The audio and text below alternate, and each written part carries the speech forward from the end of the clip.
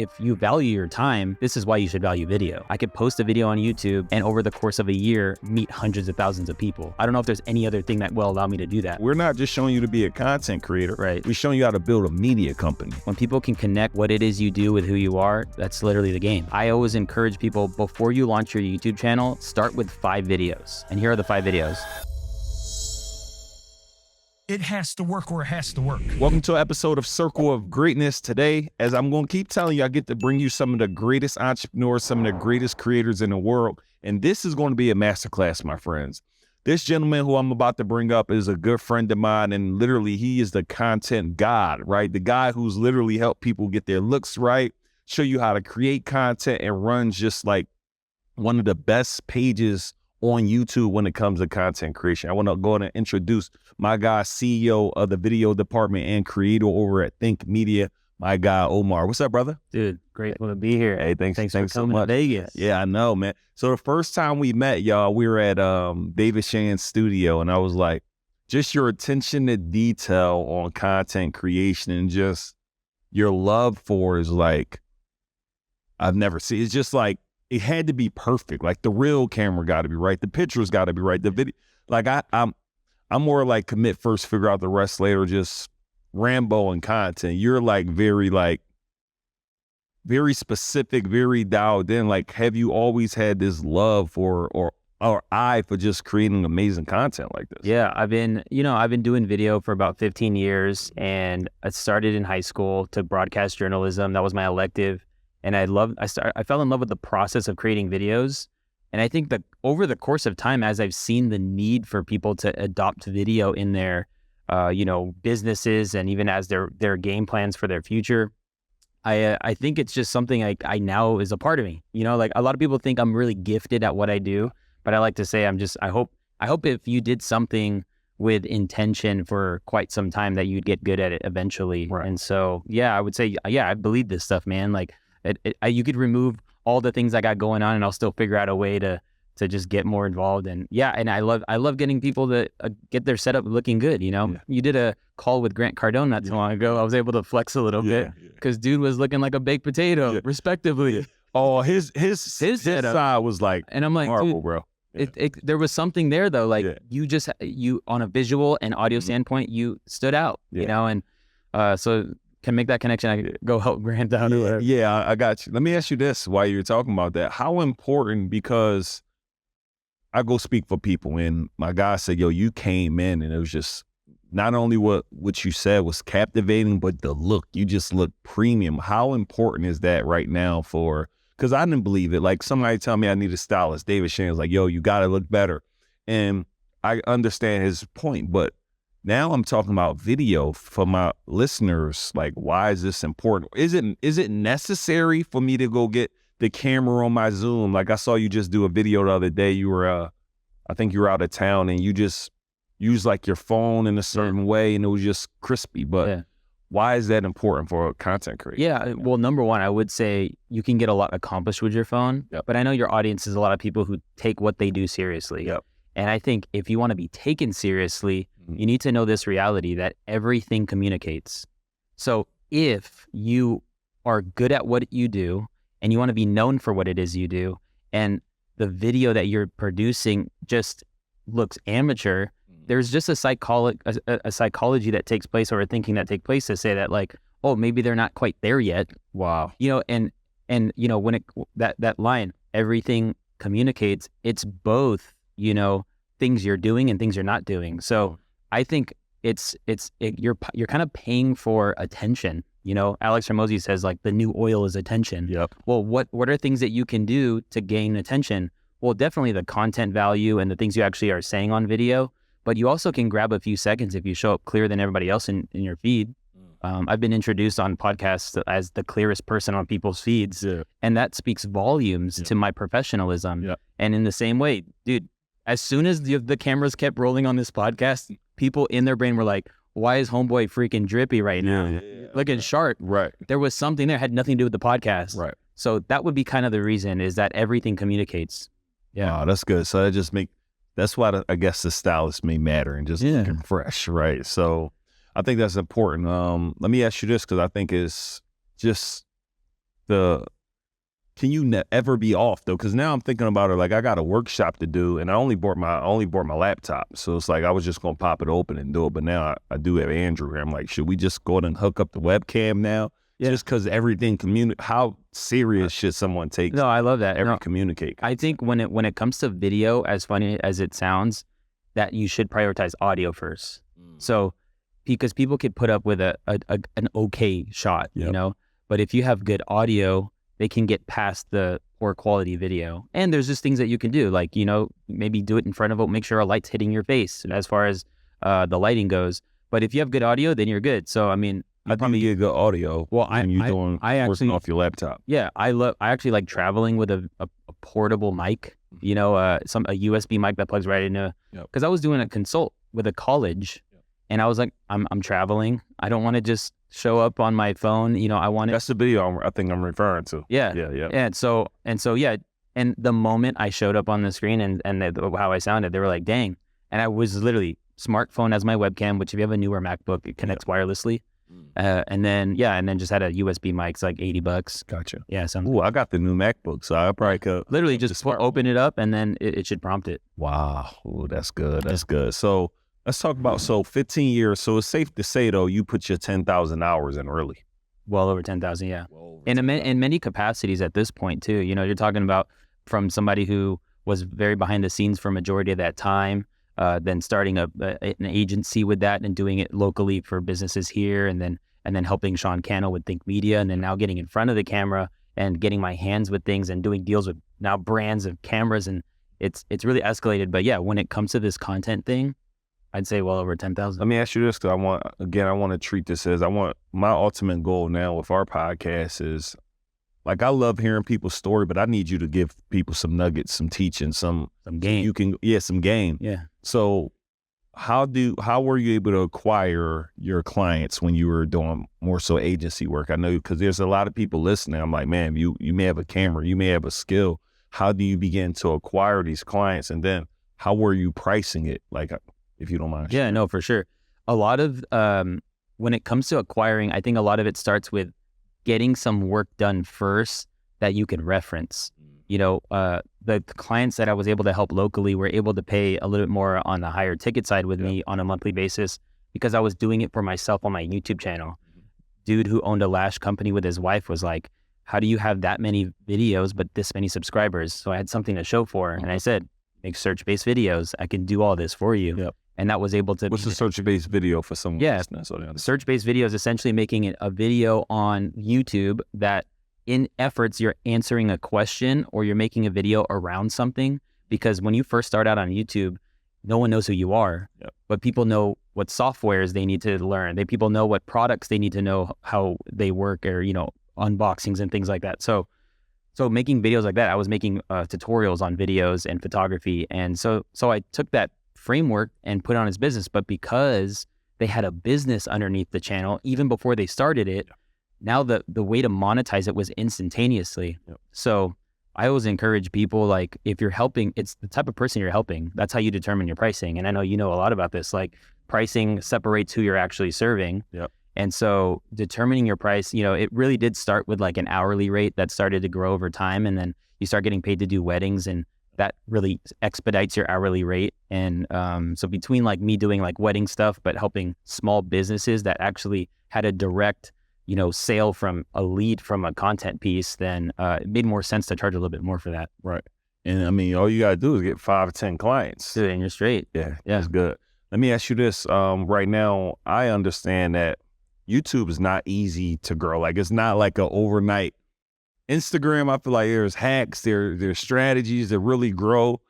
It seemed like YouTube, you got to put some energy in it. So if you were starting a YouTube from scratch tomorrow, like, what would you do? And another question I also want is, because I think this is important. A lot of people, how important is video right now? Because I'm looking at it like Instagram, anybody can do it because all it is a post. You don't got to always do video. Facebook is just a post. But I realize with YouTube, you can't grow a YouTube without you doing a video. Now, I know there's a lot of people promoting faceless channels and stuff like that now, but for the most part, if you're building a personal brand, you need to be doing some video. So walk me through, hey, I want to build a personal brand, but I'm afraid to get on video. Right. Maybe if you could share some of that, then. Yeah, like just to answer that, like how powerful is video? Let me just say that, like, I don't think there's any greater multiplier of time than video.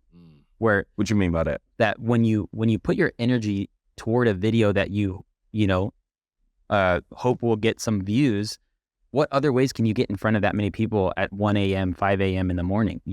So if you value your time, this is why you should value video, because video is a great multiplier of time.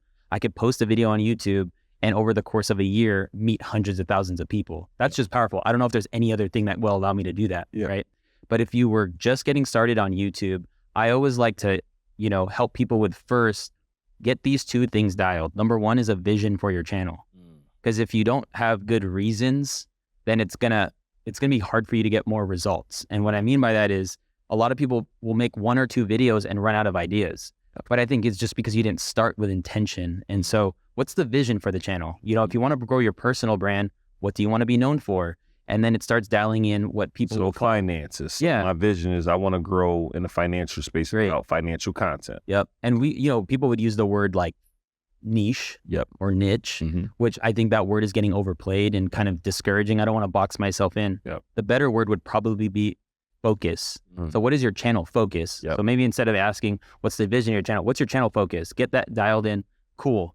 The second thing I would encourage people to do is to have something, like I mentioned earlier, underneath your channel. How are you going to grab emails?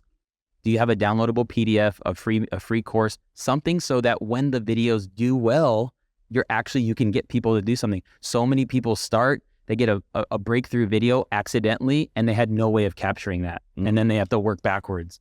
So these are just things like, it's good to get these in place. These are foundational pieces. Yeah, foundational. The channel focus.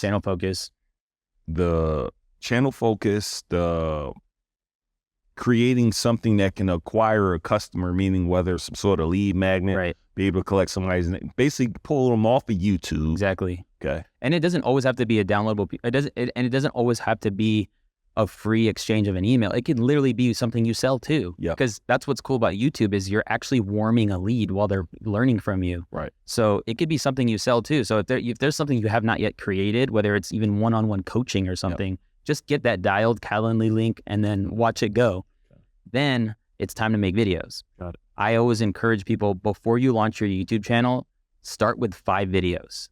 And here are the 5 videos. The first one requires very little thinking. Just make a channel trailer. This is like, what I mean. Okay. A channel trailer is like, it's going to be the video that lives on your channel when somebody sees it for the first time. A lot of people forget this video, but it's a good video just to get it out. You're going to, if you're not making videos, like you don't have to think too much to talk about yourself. Yeah. And so I'll give you that, you can talk about yourself for so when you say a channel, go ahead. I'm listening. Yeah. Channel trailer, 2 to 3 minutes. Talk about your experiences, what it is you do, what you can expect from the channel, and how often you plan on uploading, whether it's like weekly. And so it's just like nice, just get it out there. See yourself on video, hear yourself on video. Yeah. And then that's your first video on your channel. Yeah. 1. The next 4, you can choose between these 2 options: making a video on something or making a video answering a question. Well, you can make 4 of those. You can make 4 of something on. And when I say video on, explain them. Yeah. So when I say make a video on something, that's like, if you're a real estate agent, make a video on the real estate market. If you do an editor, make a video on the editing software. If you have products or services, make a video on something. If you teach how Instagram growth, make a video on Instagram growth.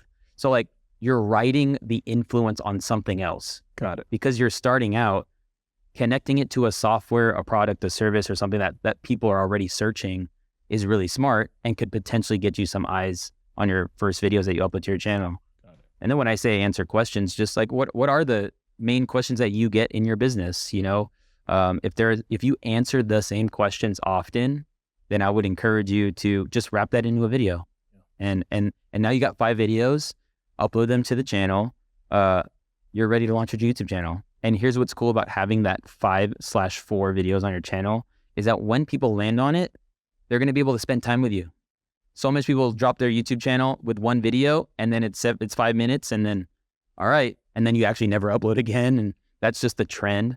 But just launching with a focus with those videos it's going to be, it's actually kind of like hacks the channel a little bit, you know? Yeah, that's fire. So we know what our channel focus is. We know to create some sort of offer or opportunity. We now know what our 5 videos are. So now, I'm thinking about, what do I need? What is my equipment now? Like, what am I? Because a lot of people see my setup. I spend a lot of money on my setup because I didn't have somebody like you. Everybody sent me these lists, bro. I'm just ordering a bunch of stuff. But do you need to decide what type of content creator you're going to be? I know you talked about the 5 videos, but that's good. Am I having someone record this for me? Am I recording it myself? Am I using a cell phone? Am I using a Sony FX? But like, what am I doing? Because I really want people to have a clear path. Am I doing this? I got a full-time videographer. Everybody don't have that, right? Or a budget for that. So. Yeah. So let's break this down. You know, do you like Mexican food? I eat Mexican food. It's not like my favorite, but that's like tacos and stuff. Yeah. What's funny about Mexican food though is that they're usually all the same. They're just packaged differently. Yep. That's kind of the imagery that I like to talk about when it comes to the type of video. So like now let's talk about types of content or types of video. So, you know, essentially you're always just packaging information. Yep. And the way that's packaged could be one of 4 ways I like to put it. One could be a vlog. Vlog is you're moving around, you're showing your, environment. You're not really stuck in one place. That's vlogs. Still same information. I'm just putting it in vlog form. Yep. The second would be talking head video, where it is stationary, where you are sitting at a setup and all these, you can use your smartphone and you could use a camera if you want. Talking head video, you're just talking to the lens. You're not moving. You probably want to add some, things to make it a little more interesting, like B-roll and stuff like that, but that's stationary. And you have like live stream / video podcasting. Yep. Maybe you want to start a podcast or an interview show. This is where you get, some good dynamic mics like this. Yep. So it cuts out some room audio noise and then you can interview people, but you can have less pressure to like really perform on these videos because it's, very conversational. And then the fourth one is kind of what you're doing, where you have somebody filming you, and that would be like documentary, where somebody's following you similar around. to a vlog. Similar, but it's not you, handling the camera necessarily. And so these are the different ways that you can actually package your information in a video. So I always say, so which one should I do? Maybe you're listening to this or watching this. Which one do you resonate with?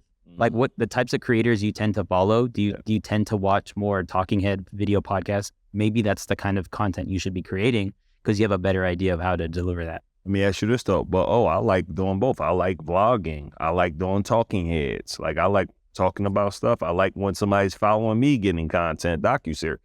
Which one do I do now when I feel like all 3 of them resonates? So, I mean, if you're down to do all 3, you crush them all. I think it's because you have systems in place and workflows in place, So most people starting out trying to do it all will actually probably prohibit you from being able to even produce. Yeah. And so if you want to do it all, I would just say find that system. It all really does come down to the planning phase because it's just information being delivered on video. The better you plan, the better you perform. And then even when you perform better, it also minimizes the process in editing too, because like you come off more sharp on video and stuff like that. So, I mean, I am a fan of mixing it up. We do it at Think Media, like I'll make a camera review sitting down at a table, and then I'll make a camera review going outside of the park, and I'll make a camera review on the live stream. We'll talk about cameras on a video podcast. And so it really is just goes to like, maybe the better question to ask is, how deep can you go in this topic? Because if it is more podcast-like, then you can expand a little bit more. If it's talking head, it's probably more dialed in information. You're talking about 8 to 12 minutes or so. Could you just gave me 3 you basically could turn one topic into 3 to 5 like essentially I just thought about like I teach people how to open up event spaces. So I did a video, YouTube, Zoom, where we just did a success interview where I'm talking to them and I'm literally just asking them different questions. And then when I was in Houston, I actually went to her name's Anik, went to 3 different venues. We were recording that. And then the third one was more like docuseries style. He picked me up picked me up from somewhere, drove me around. We're recording in the car. So that was almost a vlog style. Yep. So essentially you can turn one video into multiples. Oh, for sure. And if you really want to go crazy, this is kind of like, we're talking free game. Yeah. I like to teach this thing called the mothership strategy. Mm-hmm. It's when you when you are really trying to create this like media department, or video department, just kidding, in your content strategy, it's when you have one piece of content that is responsible for multiple, right? So we could sit down, do this conversation, and, you know, based on how we break it up and how the conversation goes, we could take 3 to 5 minute segments from this conversation and reframe that as answering certain questions. Before you start a YouTube channel, do this when we just talked about a few minutes ago. That's its own 3 to 5 minute segment. And then we have the vertical videos that can come from that. Before you start a YouTube channel, do this and just cut out that one piece that we just... And that goes on Instagram Reels, TikTok, and then YouTube. And then, but really you sat down once. So people who really can get that system dialed can really fill in their content bucket, I guess you could say, with minimal time. And that's what I call the mothership strategy. It's kind of like that idea that where all the content stems from this one piece of thing. And then sometimes I don't like recording the same thing over again. How can we take this one interview? Let me just, how many ways, what are 5 to 10 ways you can break this interview up and turn it into some stuff? Hey, sorry to stop the episode. I know you're probably wondering, Neil, I always see you with that brand on. How can I be a part of it? How can I get the official gear of every entrepreneur in the world? What I need you to do is go to newageceos.com so you can get your gear. We got something for women. We got something for men. We got something for spring. We got something for fall. We got something for winter. We want to make sure you have the official gear of every entrepreneur in the world. Go to newageceos.com. So people got stuff sitting online. I be telling a lot of my clients, I'm like, yo, you already go do...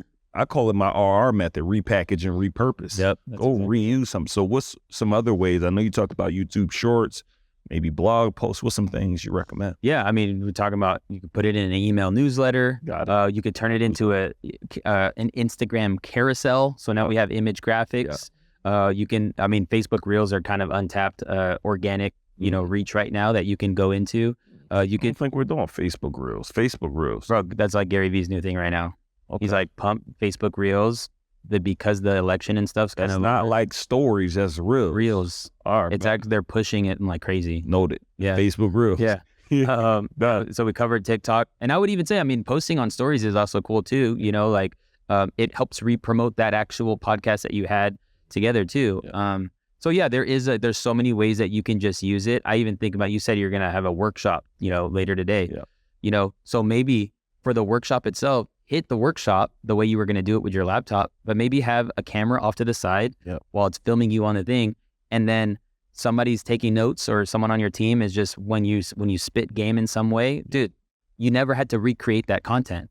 It was just ongoing. We have yet to create anything off my workshop either. So that's 2 hours a game. And when we talk about something about like everything communicates, you being on a laptop and giving game with energy like the way you do, just that shot composition and with you on it, it communicates so much. It communicates that you do this. It communicates that there's something I need to watch you do when doing this.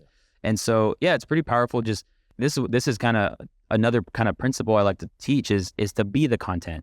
So, you know, instead of trying to make the content, instead of looking into the lens and like developing a script, just be.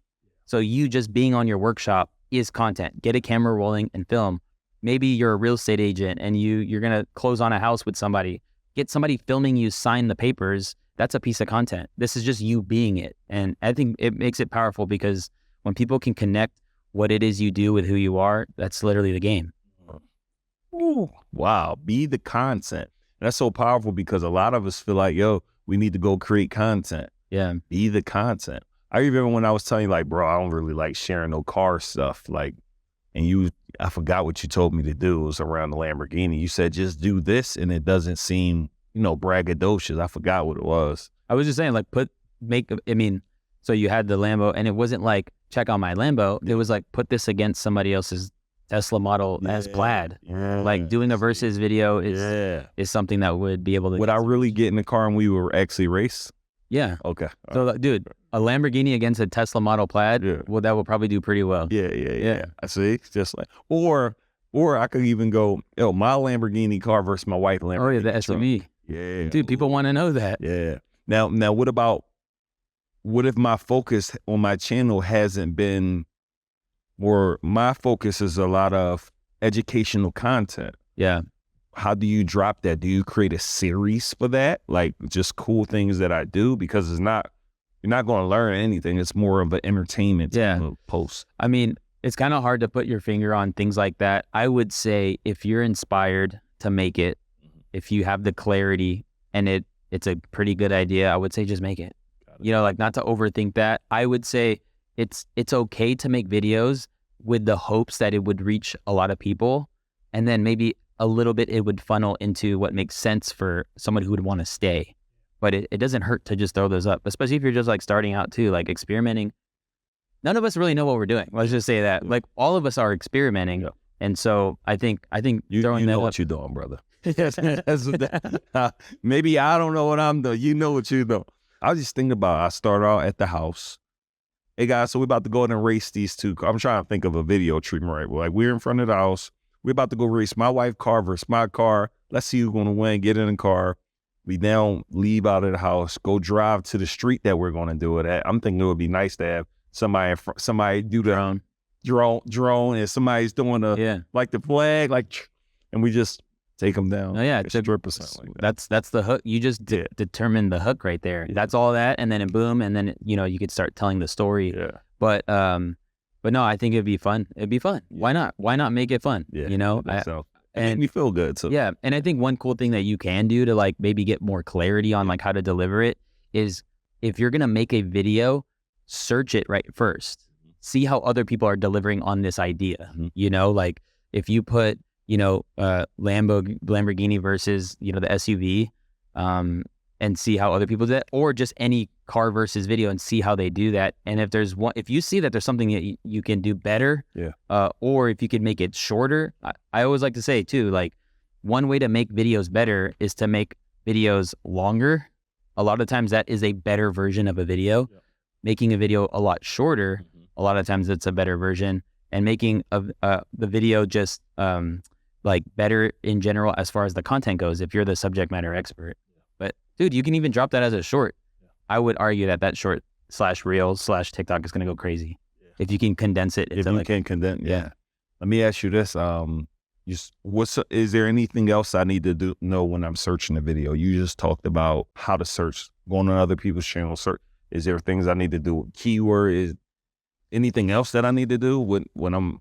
All right, I found this YouTube video I like these components, this how I can make it better. Anything else I'm missing? Yeah, I mean, that's really like a good way to start. I think rather than just like making the video with no, inspiration or even direction, it's just good to use YouTube as a research engine too for your video. Gotcha. I know you might be getting Neil Patel on the podcast, and he actually bought a service thing called answerthepublic.com. He bought that? He bought it, dude. His face is when you go on it. Yeah. I didn't even know he bought that, bro. I've been promoting that lately to people.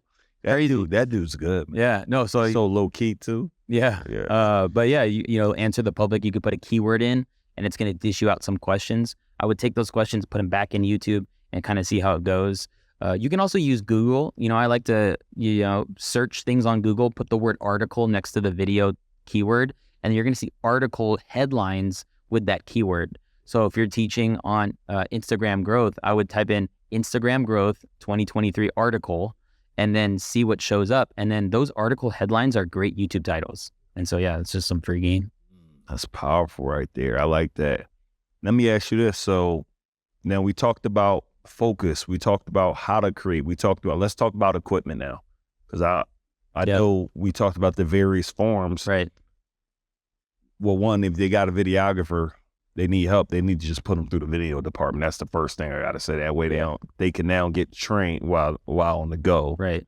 But I want to do this myself. And for me, I just over order equipment, bro. Like I feel like I went somewhere. I'm like, man, there's nothing on his desk. It was like, I feel like you had to set this guy stuff. It was just a laptop, the camera. I didn't see nothing else. I'm like, that looks good. Yeah. Like my desk is just crazy initially because I ordered a bunch of stuff. Yeah. So what are, like, for somebody listening, what are some starter kit to get people going? Yeah, no, for sure. So I would say number one, the first thing I like to upgrade is the audio. Yeah. So the easiest way of capturing really good audio is getting a wireless lavalier, a mic that can clip onto your shirt, and then there's no cable connected to your smartphone or your camera.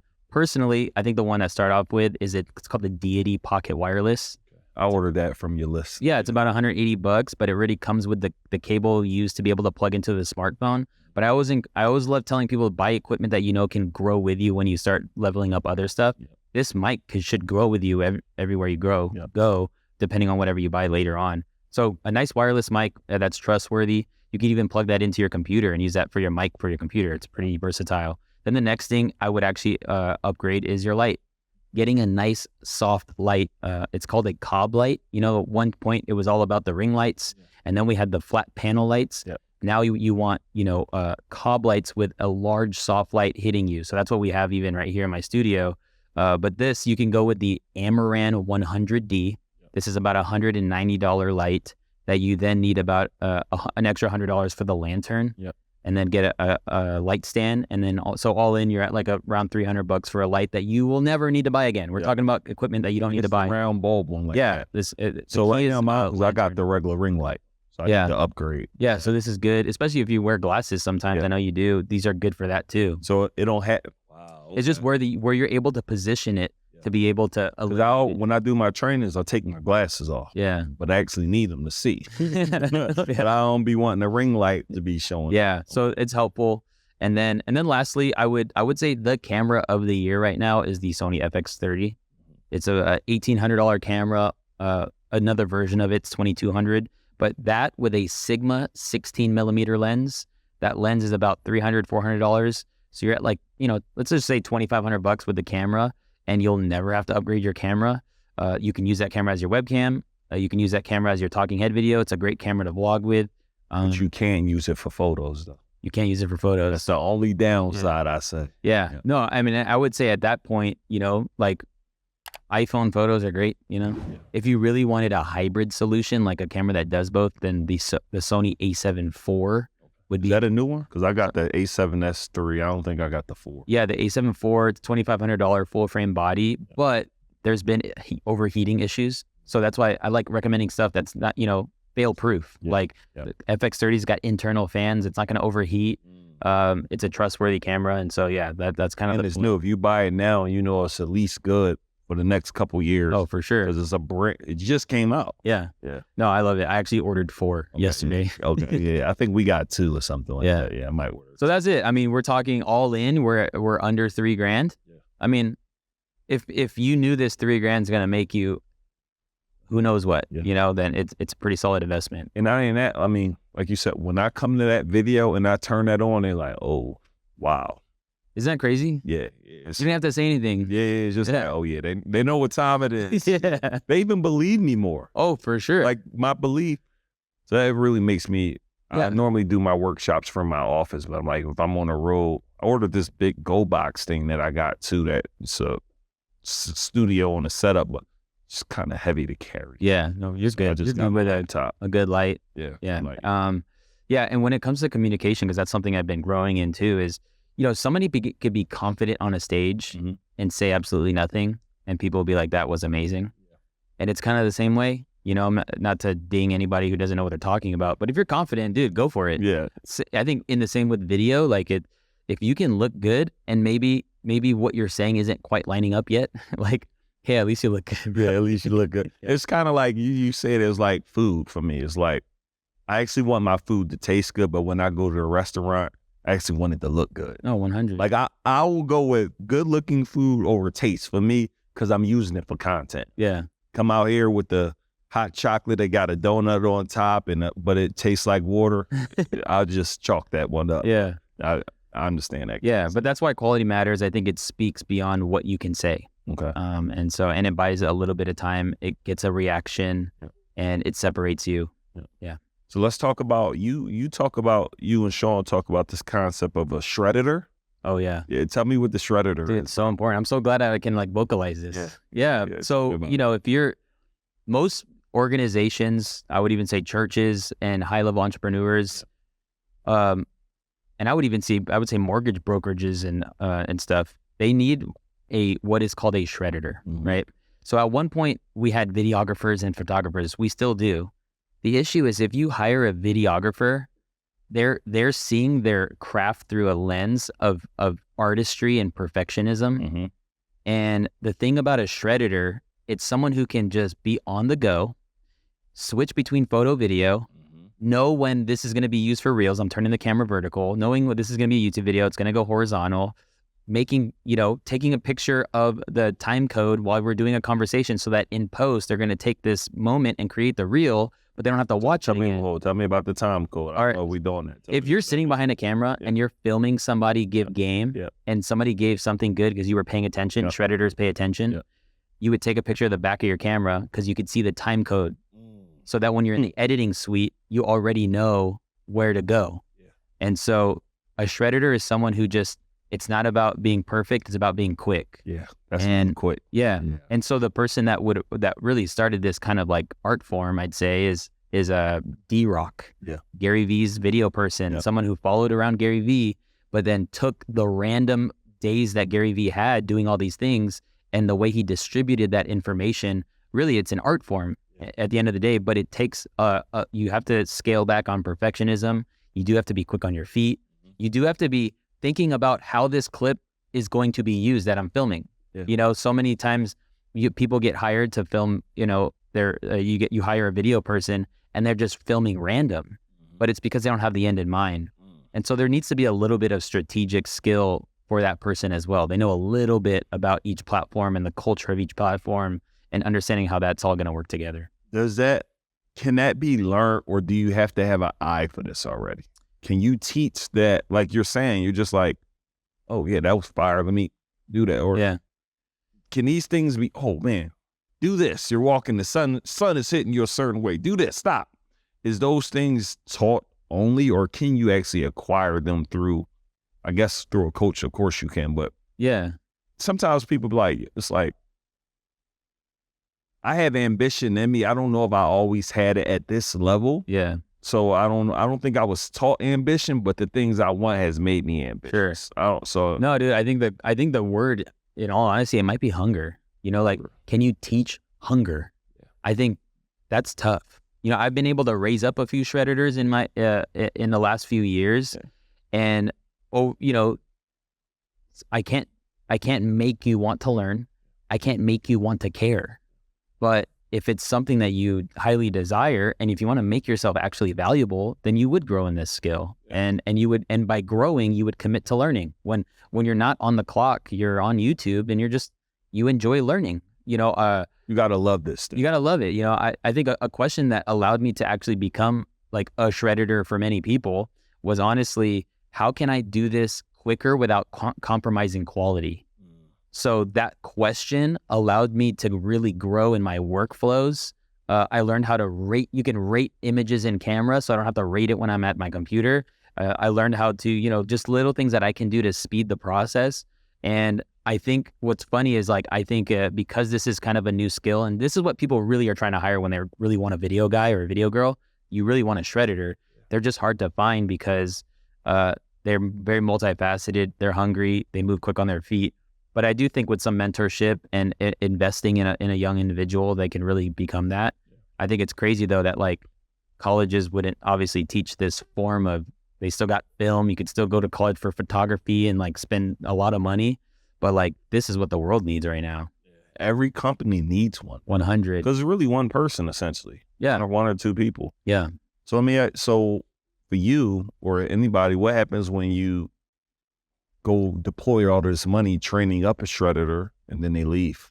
About that. What about people in your company where you trained them, they became Shredditors, they're like, oh, I want to just go do my own thing? No, 100. But you taught them everything, and what about that? I mean, I could speak on that firsthand. I think it goes deeper. I just do everything in life with an open hand. I don't own people. If I can be a reason for somebody's success in a later time of their life, praise God. I think the relationships are very important to me.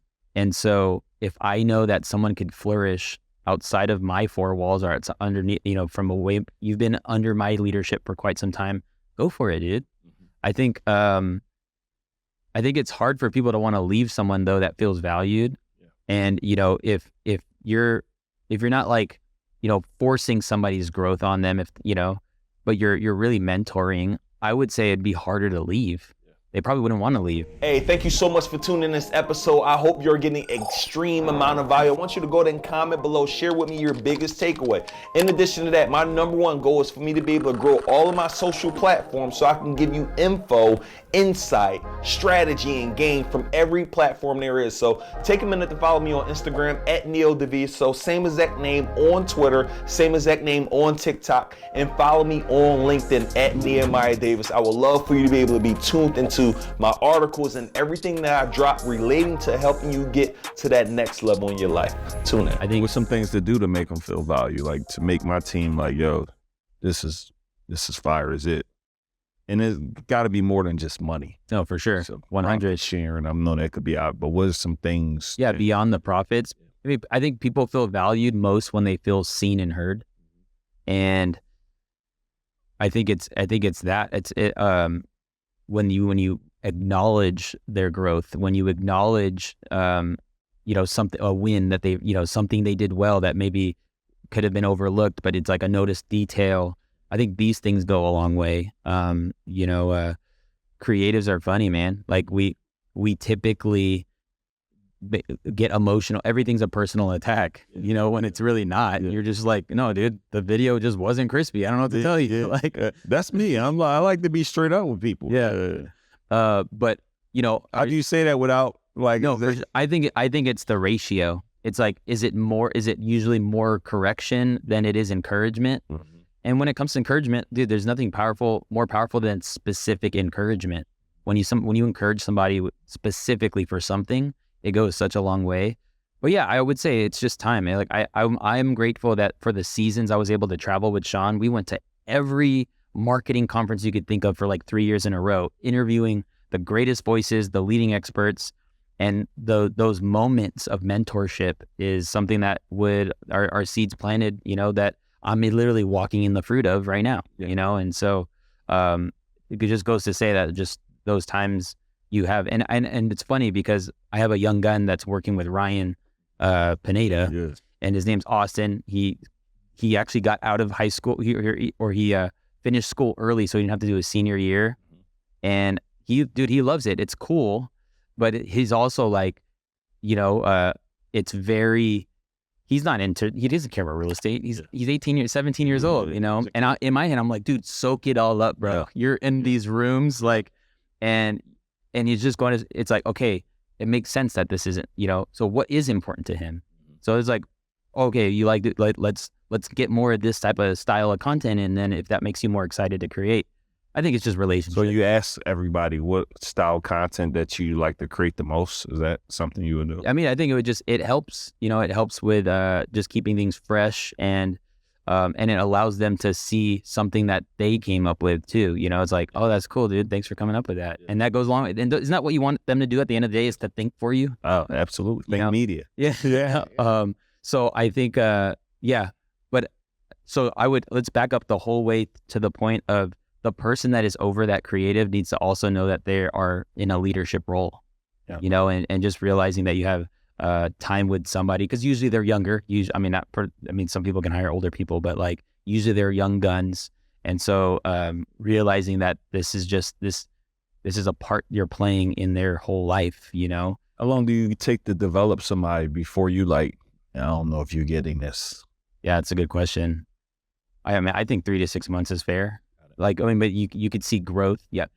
You could see growth with one correction.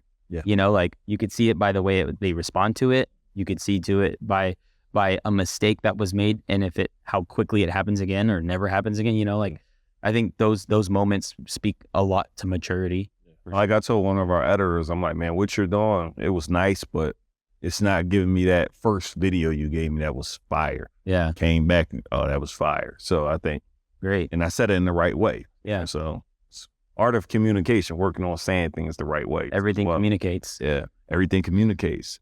So we're showing you on this episode, they're learning how to build a whole business. Essentially. Yeah. Let me ask you, the next thing is, so for me, I guess it's two things. We got the Shredditor. Like what do I need on my team? If I want to become a me, like you want to be this personal brand, what do I need? And then what if I don't have the budget to hire. Am I just doing weekly? If I'm batching how often should I be creating content if I don't want to go full-time staff type of 100? How often should I be creating my content? Yeah, I mean, I think there are some like unsaid rules as far as each platform. It'd be wise to upload one reel a day to Instagram at minimum, and then I think committing to about upload a week on YouTube. Everything comes back to workflow, but you can even get to 2 episodes if you have a workflow around it.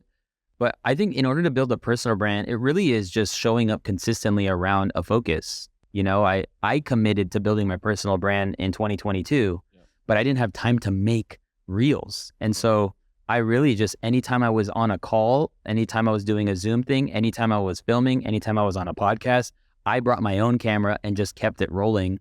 And then, I am quick with the editing, so I was able to just punch that out. But rather than actually having to pay for somebody to film me, I just had that file.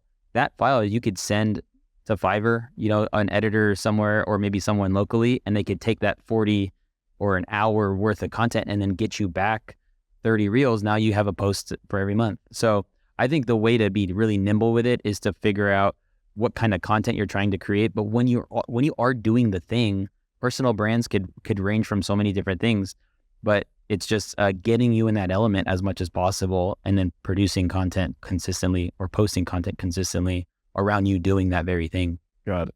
So that might mean once a week, once a month, and just putting up enough content. Right.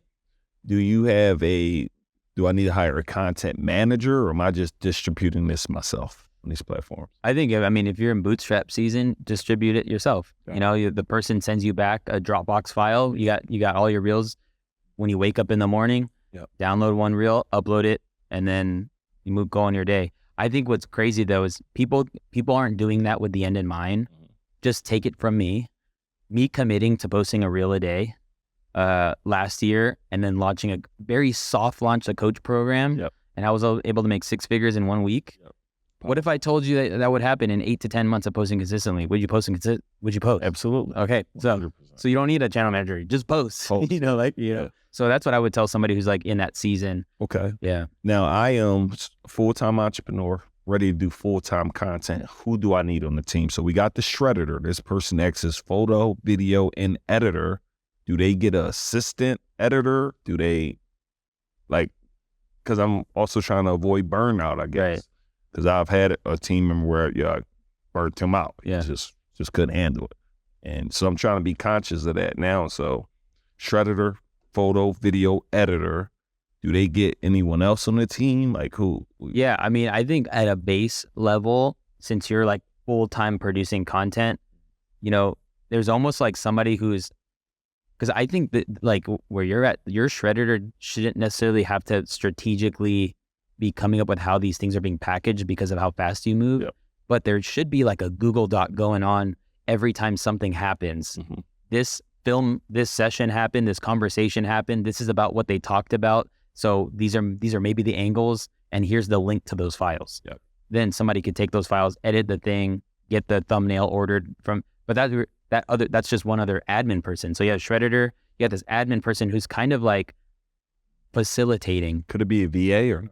I think it could be a VA, but they got to be trained. Yeah, and by trained, I want somebody sharp in that admin role, because they're thinking, they're thinking the way that the distribution's going to go, and they're making sure it tracks. Because like, how many times do things get filmed and it never gets released? Yeah, that's a fact. Or how many times do things get filmed and the way it was released was not as powerful as it could have been? But having a plan in place or a system and process in place will allow for people to meet on that. Hey, here now we're sitting on these 5 interviews. Let's go through and game plan the titles and the thumbnails around this. And then, hey, editor, put all the reels that are powerful moments in this folder. And then whoever's distributing is going to be distributing that. So, I would say we got Shredditor, we got editor, we got kind of like admin. That admin could be, they could be pretty dialed in as far as like strategy goes. And then having that system in place on like a Monday.com or Asana or something. And then you just cook it, we're showing somebody how to really build a media company, right? Right. Just what this ultimately ends up being, not a think media, but it becomes this is your own media company. 100. Like, you're not just like, we're not just showing you to be a content creator. Right. We're showing you how to build a media company. Yep. Here. So and this is something big. I know this is a small, I don't know, small art. I know it's a big part of your business, brand deals. How should I create content to get brand deals? And how do I get brand deals? Do I got to have a certain audience, certain following? Like, talk to me about brand deals. Yeah. Brand deals and sponsorships are a very cool way to monetize your content. We like doing them because it monetizes a video before it even performs, you know, like, wow, I'm paid before I even produce this. Exactly.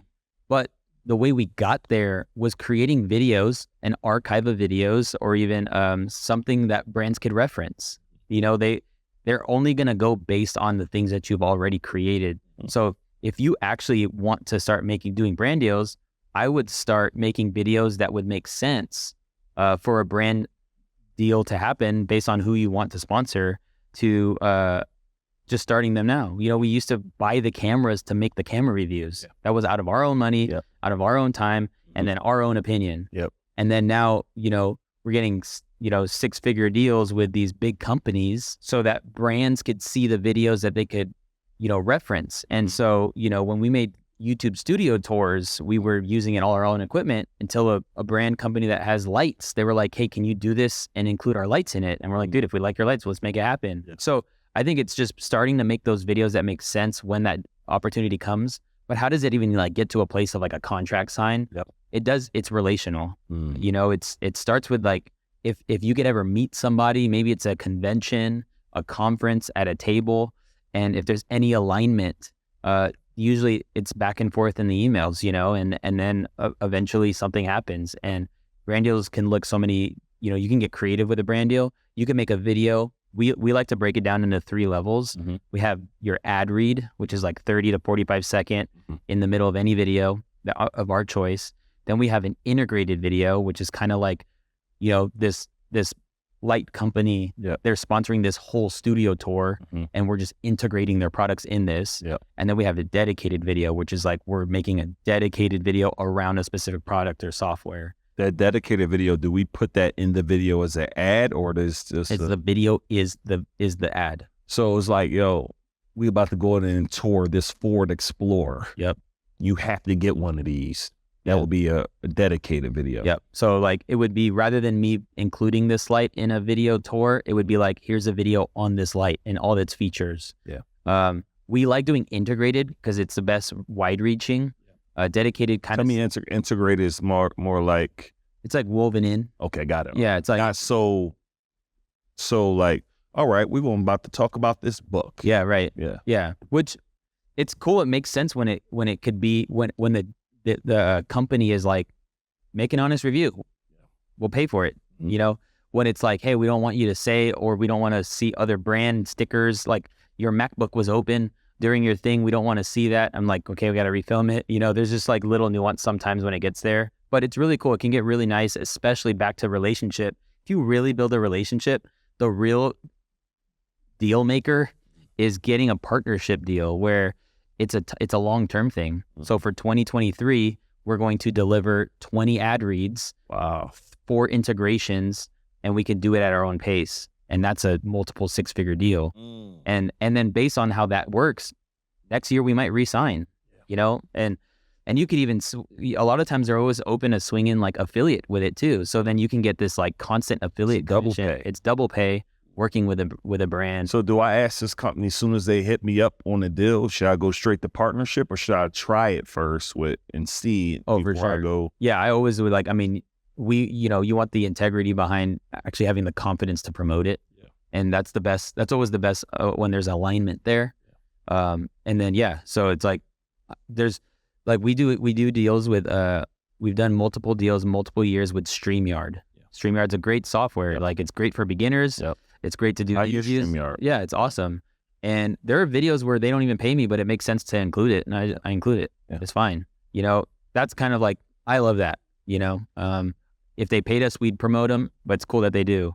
So I think it's figuring that out based on the relationship. But yeah, being able to, if there's something you're promoting that has a subscription service, that, you know, you can be like, yo, if people sign up, can we get, you know, and that's, you know, in perpetuity, which is pretty dope. Yeah. What about, so can I hire somebody to just go seek brand deals all day for me? 100. There are agencies out there that will do that, and usually base, like their compensation's like 15 to 20% when a deal's signed. Is more than what I have right now. Oh no, 100. And they like to call it found money. It's money that wasn't even there, and then they went and found it. So yeah, Which I agree. So maybe I'll go sign. I want to get somebody in-house full-time that just does brand deals. yeah, no, for sure. But maybe I'll just go 2-3 agencies, let them go find me some money or things that make sense. 100. Yeah. Hey, so we just showed you how to get a brand deal, how to get a Shredditor, how to go and post on YouTube. Any other hacks or anything that we need to know for this year that like you just told me Facebook Reels. All right, that's anything else people need to be looking out for right now around this around this content? Yeah, no, I mean, I think something that can't go overlooked is like the use of Chat GPT. Yeah. Like use that to get your video ideas, use it to get an outline for your video ideas. I think it can expedite a lot of your processes. I know that's like, it's how I think creators and entrepreneurs can use it to, be more consistent. I think that's the goal. Yeah. If you watch this podcast or listen to it and you didn't put into action consistently what was talked about, then you need to reverse engineer why. Like, is it a lack of commitment? Mm-hmm. Do you not realize how the opportunities that can present itself if you just commit to 8 to 10 months of posting consistently? I don't know what it is, but I would say you got all this game. You just actually implement it is the key. Because I just looked, our YouTube revenue the last 30 days was like 1,700. I'm like, I want that. I can't wait till that's maybe 10 or 20 or 30. But I said, let's see what it looks like in one more year. Just putting out. And one of the things, I mean, I guess let me ask you this, one of the final questions. What about when you're 7 months in, you're like, oh, this thing ain't working, bro. Like, why should they keep going? Because a lot of people are going to get there like, I'm paying a lot of money to produce content. Yeah. Pretty penny every single month. I want to say over at least 30 grand minimum to produce what we're producing. And at a point, maybe someone not like me, like, man, I don't know if this is worth it anymore. Like, watch, but you're telling me 8 to 12 months, but what if you just like, I don't know about this anymore? Yeah. I mean, I think if you give it a valiant effort, I think it's always good to have something to look back on. But I would say then as plain to say it is to just hire a coach, hire somebody outside to see how you can tweak the stuff. Like, what are you doing? Because if you're hitting the consistency thing, but you're not seeing the growth thing, yes, there's probably a clear reason why. Yep. And so I think that's something I would encourage people to do. But most people don't even get that far. Mm-hmm. Most people don't even go they won't even have 3+ months worth of consistent posting because it honestly, like you said, that $1,700 a month, it will go up. Like as long as you keep putting in, it's a snowball effect. It's crazy to see. Like, we had our biggest month in January. We did 50K in Google AdSense. Wow. Powerful. Like insane. Yeah. And it's just a snowball though, because we keep adding to it. And that's what you're robbing yourself from. And that's just one form of revenue. That's just one. It's not brand deals, not product sales, that's just a form of revenue. Right. But that only came because we were just plowing. That could almost pay to produce the channel. Oh, 100. Yeah. Wow. Yeah, there's so many assets or facets of the multiple streams that pay for in some way, shape, or form. But you never know. Like that's the other thing is like you never know when your industry is needed in a world crisis too. Maybe it's not a world crisis. Maybe it's like something awesome is happening. And therefore, but you just had the authority that you built all along, and so it's not real. I mean, I get a sense that you're not looking for this big break. It's like, this is a commitment. This is where the world's headed.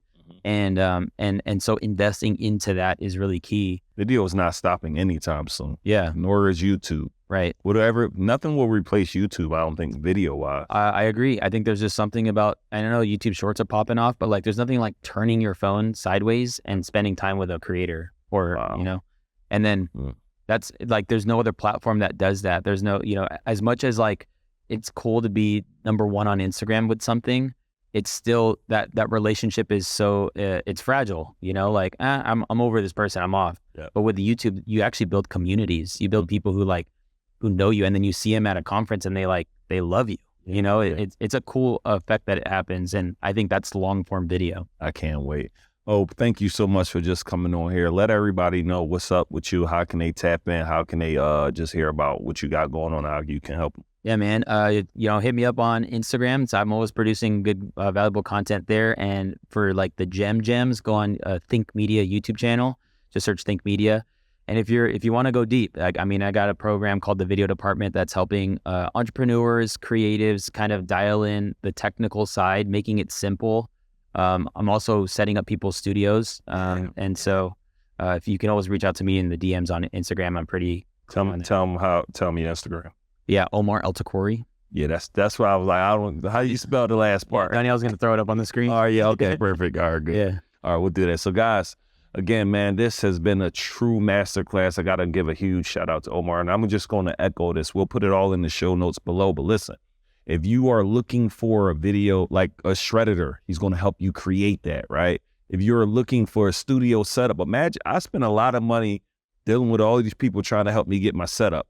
He's going to help you set up the studio, right? And as well as if you just need help with everything that he talked about, make sure you guys go ahead and hit that link below, y'all, so he can help you out. Again, this is somebody I stand by, somebody who actually helps us weekly, right? So our team reaches out, help us with this. So this is our coach, right? So make sure you guys get tapped in. Omar, thank you so much, bro. Let's go. Let's get it. Let's go. Thank you.